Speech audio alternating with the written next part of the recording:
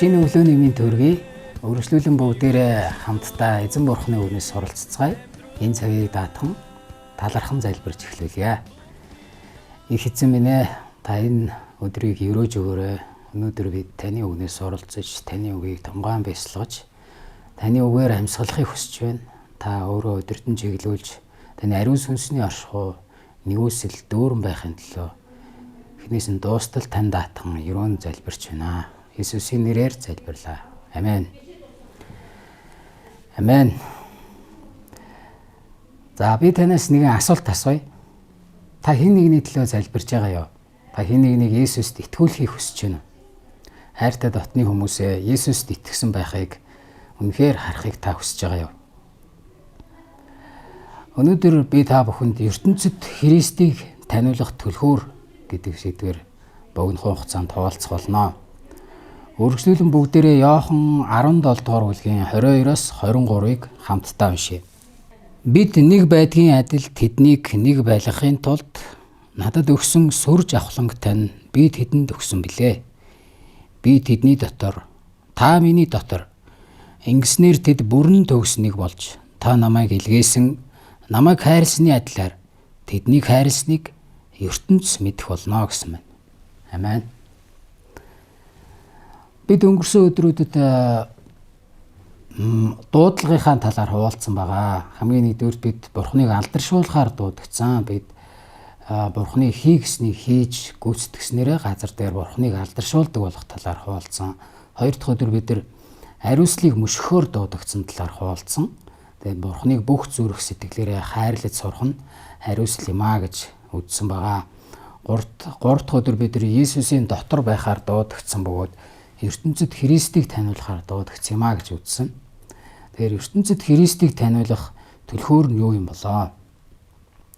Үргэлжлүүлэн Иесус эзний залбирсан залбирлыг бид нэр өнөөдөр сая уншлаа. Тэгэхээр эндээс бид нэр 23 дугаар ишлэлийг харах юм бол нэгэн дүгнэлтэд хүрнэ. ертөнц Христийг таних түлхүүр нь итгэгчдийн эв нэгдэл юм байна гэдгийг маш тодорхой энд бичигдсэн байгаа. Дахиад уншия. Ингэснээр тэд бүрэн төгснэг болж, та намайг илгээсэн, намайг хайрлсны адилаар тэднийг хайрлсныг ертөнц мэдэх болно гэсэн. Тэгэхээр ертөнц мэдэх түлхүүр нь бидний эв нэгдэл болж таарж байна. Тэгвэл Ишлэл 22-ыг харъя.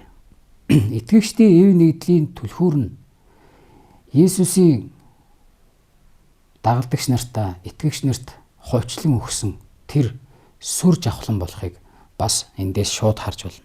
Тэгэхээр 22-23 дугаар ишлэл хоорондоо ийм нарийн холбоотой байна. Тэгвэл бид нар Иесус бидний дотор байх нь биднийг Бурхны өмнө сүр жавхлантай болгодог юм байна гэдэг дүгнэлтэнд хүрнэ. За 22-ыг дахин уншия. Бид нэг байдгийн адил тэднийг нэг байлгахын тулд надад өгсөн сүр жавхлангтай би тэдэнд өгсөн билээ гэж. Эндээс бид нар Иесус бидэнд сүр жавхлангаа өгсөн шалтгаан нь биднийг нэг байлгахын тулд гэж. Тэгэхээр Иесусийн өгсөн сүр жавхлангаас болж бид нэгдмэл байдаг, эв нэгдэлтэй болдгоо гэдэг санааг эндээс харж байна. Тэгээ өргөжлүүлээд яг араас нь би тэдний дотор, та миний дотор гэж Иесус эзэнсэн. Иесус эзэн Бурхан Аавтайгаа хэрхэн нэгдмэл байдаг. Тэр ариун нэгдэл итгэгчдийн дотор орж ирсэн учраас бид Иесусийн байр суурийг хүлээж авдаг талаар энд хэлж байгаа юм. Итгэгчид Иесустэй нэгдмэл болсноор Бурханы хүүгийн тэр байр суурьнд биднийг Библиэд хэлэхдээ Бурхан эцгийн баруун гарт заларсан гэж хэлсэн баг. Иесустэй хамт. Тэгэхээр Иесустэй нэгдсэн нэгдлэр дамжуулж Бурханы баруун гартал заларсан тэрхүү сүнслэг байр суурь, тэрхүү алдар хүндлэл, тэрхүү сүр жавхлан сүнс дотор бас биднийх болдог юм аа. Энэ гайхалтай биш гэж юу? Тэгэхээр Иесус бидний дотор байх нь биднийг Бурханы өмнө сүр жавхлантай болгодог.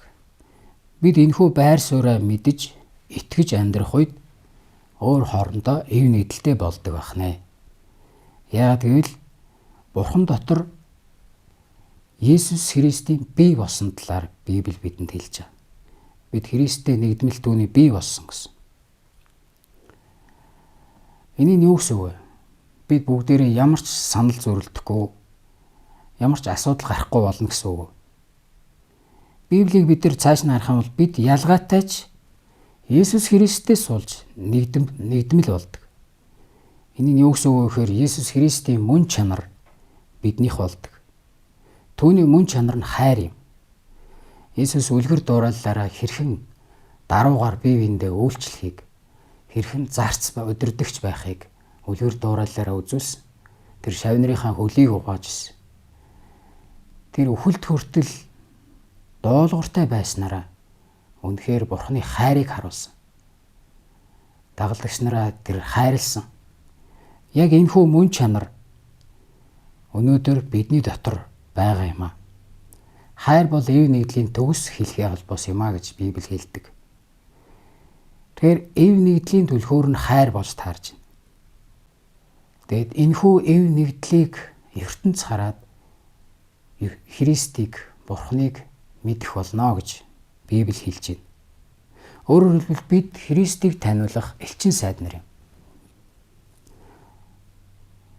Тэгвэл энэ үгнээс бидний ойлгож авах, хэрэгжүүлэх зүйл нь юу вэ? Бүгдээрээ Бурхан дотор сүр жавхлантай болгогдсон байр сууриа мэдэж, итгэж, ухаарч амьдрцгаая. Бид өөрийнхөө байр суурийг мэдэхгүйгээсээ болоод энэ дэлхийгээр эсвэл хэн нэгээр өөрийгөө тодорхойлуулж, түүндээ итгэж, үнэмшиж явдаг. Өөрийгөө голдог, хэн нэгний хэлснээр өөрийгөө бүтлгүй, өөр юу гэдэг ямар нэг байдлаар өөрийгөө голох тийм зүйлийг ертөнц энэ дэлхий бидэнд хэлсэн байдаг. Харин бид нэр Христээр дамжин ирдэг тэрхүү байр суурьндаа итгэж, тэр байр суурьндаа үнэмшилтэй байж, үнэхээр тэр байр суурин дээрээ зогсох хэрэгтэй байдаг. Хэрвээ тэгэх юм бол Бурхны биднийг хайрлсан тэр хайр биднийг дүүргэж, тэр хайраар бид нар бусдад ханддаг. Тэр байр суурин дээрээ зогсноор тэр хайраар бусдыг, тэр болзолгүй хайраар Есүс эзэн биднийг ямар ч болзолгүйгээр хайрлсан шиг тэр хайраар бусдыг хайрлж эхэлдэг. Бид нар Бурханаар хүлээн зөвшөөрөгдсөн гэдгээ ойлгох үед хүлээн зөвшөөрөгдөхийн төлөө амьдрахаа болж эхэлдэг. Хэн нэгэн таалагдахын тулд өөрийгөө үн цэнийг уландаа гიშгэхгүйгээр харин ч Бурханаар хүлээн зөвшөөрөгдсөн тэр үн цэн, тэр байр сууриа итгэлээрээ хүлээн авч түүндээ зохистойгоор амьдарч эхэлдэг. Ийхүү бид бие биенээ хайрласнаар жинхэнэ эв нэгдлийг харуулдаг. Энэхүү эв нэгдэл, энэхүү хайр бол Бурхныг таних тэмдэг болт юм аа.